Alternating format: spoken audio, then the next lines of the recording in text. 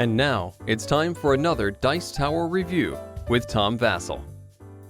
Hey, I'm Tom Vasel. Today we're taking a look at the Feast for Odin expansion. Feast for Odin, the Norwegians. Yay! Now, I love Feast for Odin. It's in my top 10 games of all time. It's a great game. There's so much going on in it, so many choices, a plethora of amazing things, and more? Yeah, here's the thing. I mean, I'm excited about this expansion. When I heard about it, I was pumped. But at the same time, I hadn't thought Feast for Odin needed an expansion. Sure, more stuff is good, I guess, but I already had 60 spaces on the board to put things. What else can I add? Well, turns out, more spaces. Here's what it adds.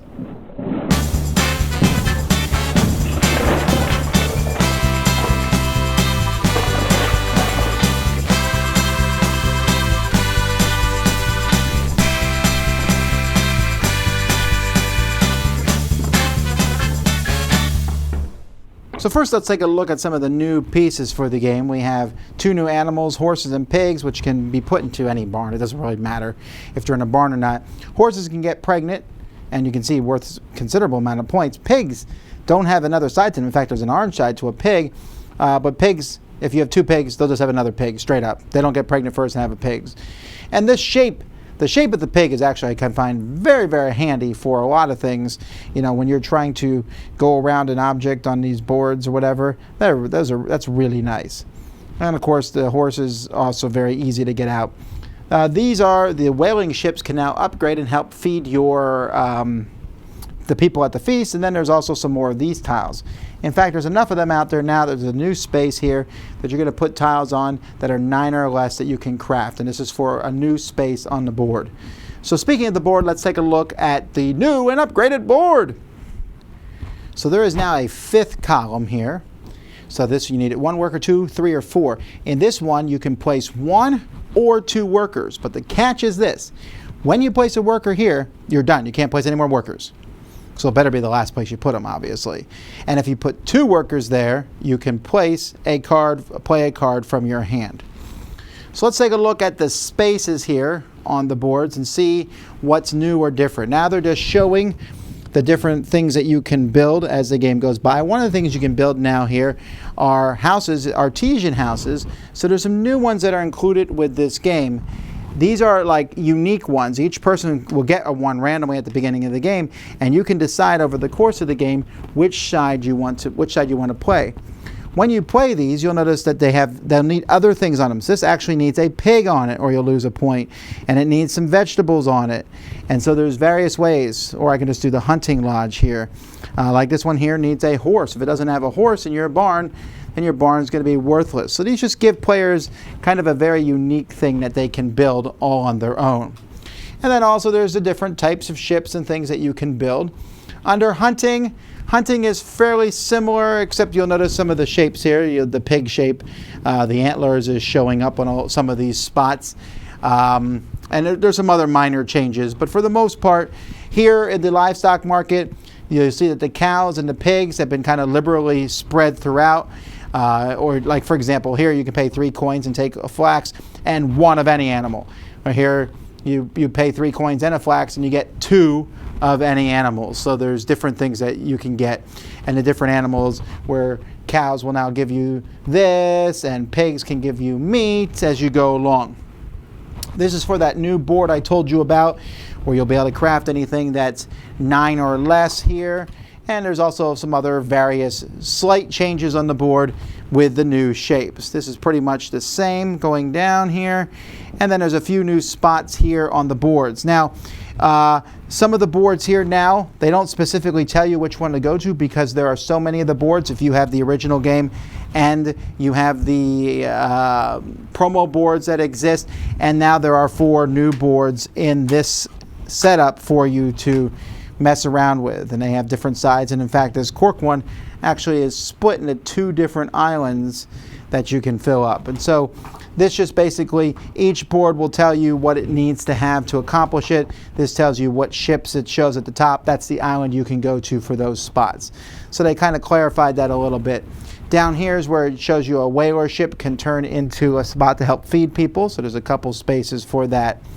And that's basically what the new spots add. There's actually not that many new spots comparatively, but there definitely is more than there used to be. A few other things. There's now new spots to put your ships, because there's another kind of ship. There's another one of these boards in the game, but this one is longer than the rest. It says shuffle them in with them, but it's longer. I'm not even sure how that's supposed to work. This is confusing me. I need to figure out why that is. There's also victory point tokens, so this is interesting.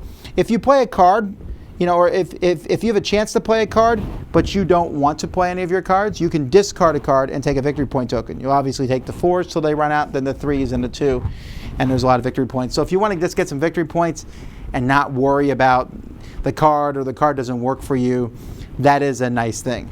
Speaking of cards, there's a whole section in here where they give you errata on which cards. There's one card that doesn't work, and some cards will refer to pigs or not. But for the most part, everything else is pretty easy to incorporate into gameplay. The big question is, can everything fit in the base box? And I'm going to have to go, I think not. There's a new one of these. I don't even know if I'm going to try. This will fit all the new pieces for the game. And by the way, it gave some more of some of the smaller pieces that came. I guess these people were running out of them or whatever. But it comes with this, and this is only half filled.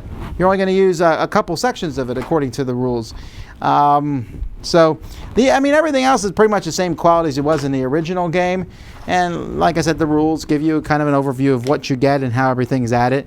And before your first game, how to put stuff in. But yeah, the components are fine. It's just that, I really want to incorporate everything with that original box, and I'm not sure I can.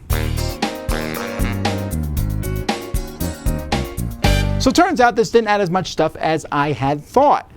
There's 66 spaces. That's not that many more than the original board.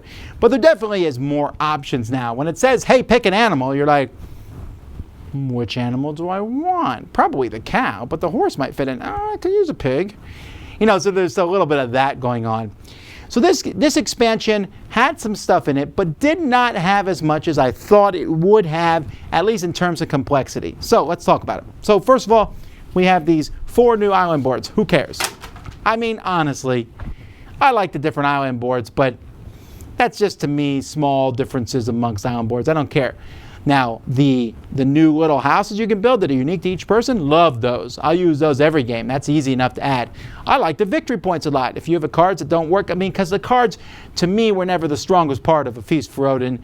They're like cards that are like, oh, this is kind of a little cool thing you can do, but they weren't like amazingly amazing. So if I have one I don't want to use and throw it out to get victory points, fine by me. The new board, I like it a lot. I don't think it was necessary, but I like it a lot. Putting out 1 or 2 workers in that last column is interesting because you want to do it, but you want to wait to the end. So you're kind of sitting there going, I really hope no one takes that action, but I really want to do that, but I have to use up my other workers first. So that's good. So it's mostly good. This expansion is smaller than I had thought. There's a lot of pieces in it, but there's not a whole lot of new stuff in it, and that's cool. I'll probably always play with it, I guess. I'll play with the horses and cows and the new boards. If you're going to teach someone 60 spaces, 66 ain't going to kill them, right? It's not that much more. So there's more things going on, definitely more setup. The biggest complaint I have is, again, now I got to carry 2 boxes around. Feast for Odin was already huge.